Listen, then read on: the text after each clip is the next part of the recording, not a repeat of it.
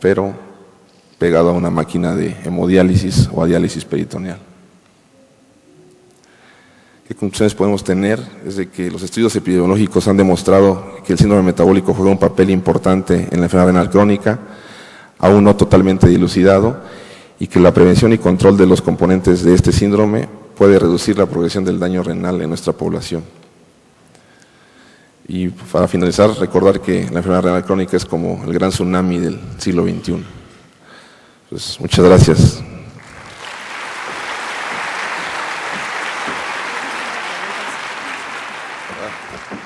Si me dan las luces, por favor. Tenemos tiempo para preguntas. Adelante.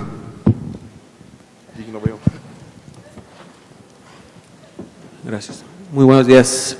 Mi pregunta es básicamente en el tratamiento ya de sostén en etapa 5 del paciente con la falla renal crónica que está sometido a un tratamiento sustitutivo y que a lo mejor todavía requiere de cierta dosis de insulina. ¿A qué dosis se puede calcular o en qué forma se puede utilizar para que el mismo paciente no esté presentando hipoglucemias severas? Mire, es una pregunta de veras muy interesante. Efectivamente, cuando un paciente está en estadio 5 y que está en una terapia sustitutiva y su etiología de la insuficiencia renal es la diabetes, el manejo principal es a base de insulinas. Esto es muy, no le puedo decir, no, pues 0.3, 0.5 unidades por kilo de peso en 24 horas. ¿Por qué? Porque es muy variable la respuesta. Tan variable, ¿por qué? Porque los líquidos dializantes que se utilizan en hemodiálisis o en la diálisis peritoneal, un gran componente es de dextrosa. Y la otra es de que la misma insuficiencia renal crónica, la uremia, es un estado per se de resistencia a la insulina. Entonces es prácticamente impredecible saber cómo se va a comportar el paciente. La recomendación que se hace de manera habitual es mantener las dosis de insulina como se venía se venía manejando el paciente e irlas disminuyendo de acuerdo a su control y a su cuidado, a su autocuidado. Máxime si hace hipoglucemias, no usar insulinas de mucha tiempo de efecto y irlas monitorizando básicamente, pero no tengo un valor consistente en decirle, no, pues se ajusta a tanta dosis porque es muy variable, de acuerdo, por la misma terapia y la uremia del paciente, ¿no? Doctor, acá. Hay algunas publicaciones de dosis altas de tiamina para los pacientes con microalbuminuria. Pues, bueno, los estudios estos de amlodipino más losartán no disminuyeron la mortalidad cardíaca, eso está demostrado. Entonces, he leído algunos artículos de dosis altas de tiamina, claro, con control metabólico, hipertensión arterial. ¿Qué hay al respecto? Y la segunda pregunta es, hay artículos que dicen que la aspirina hasta cierto momento ya no debes de darla por inhibición de prostaglandinas. Entonces, quisiera que me respondiera estas dos. Bueno, en relación a lo de la tiamina y la microalbuminuria, efectivamente ya hay reportes iniciales en que mejora en un poco la microalbuminuria, sin embargo no está totalmente comprobado, y esto lo hace mediante disminución del estrés oxidativo, pero creemos nosotros que la microalbuminuria depende mucho de disminuir la fuerza de la hipertensión glomerular mediante medicamentos como los IECAS, los ARA2, etcétera. No está por demás darlo, pero digo, no hay ya una evidencia muy sólida que nos diga que es causa-efecto, ¿no? Y la otra pregunta es en relación a la dieta, a las purinas, ¿me dijo? En relación a la aspirina, no, por sí sola, no es un factor de riesgo de nefrotoxicidad y ayuda mucho para cuestión cardiovascular en prevención de eventos de desenlace, ayuda mucho en estados de hipercoagulabilidad y no es nefrotóxica en ningún nivel de la insuficiencia renal. Los medicamentos que son nefrotóxicos generalmente son las combinaciones, ¿no? Que hacen nefritis tubulointersticial, que si combinan aspirina, cafeína, fenacetina, esas sí son mortales, ¿no? Son muy, muy tóxicas, pero la aspirina sola en dosis bajas, como se ha manejado de manera eficiente para eventos isquémicos, etcétera, es muy efectiva. Sí, perdón, doctor.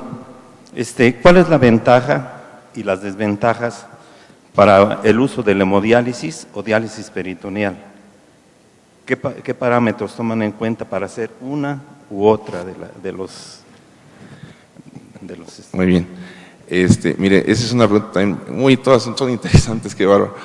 Fíjese que las dos terapias sustitutivas son igual de efectivas.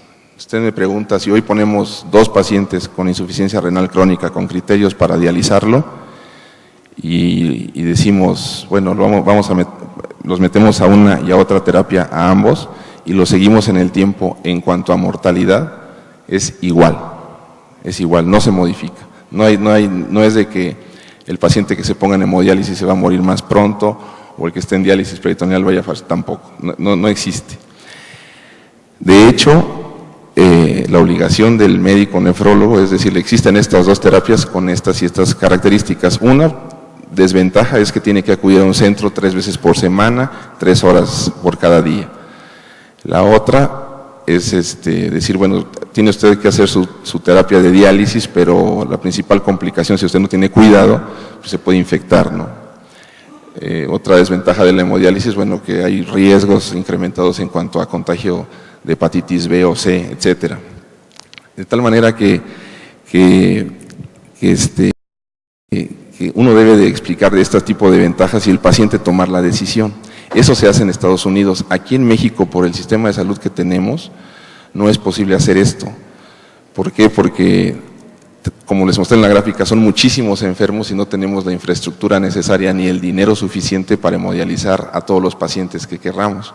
De tal manera que el sistema de salud mexicano primero opta por ofrecerle diálisis peritoneal a todos sus pacientes y de manera secundaria, cuando tienen alguna complicación relacionada con ello, los pasan a hemodiálisis, pero debería ser a libre albedrío, con consentimiento informado del paciente y que sepa las ventajas y desventajas y él tomar la decisión, pero nuestro sistema de salud no da para eso y tenemos que empezar todos con diálisis peritoneal, ¿no? Ok. Una otra pregunta. ¿Hasta qué etapa de la nefropatía el ARA2 nos sirve como nefroprotector? Esta es muy buena pregunta. Fíjese que existe en ciertas ocasiones la duda de que dicen, no, pues es que ya tiene daño renal crónico, incluso hasta en el PLM, ¿no?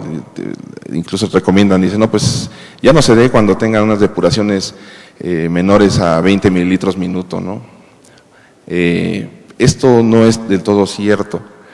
Los ARA2, los inhibidores de la ECA, se pueden dar hasta prácticamente depuraciones muy, muy bajas, hasta de 5 mililitros minuto.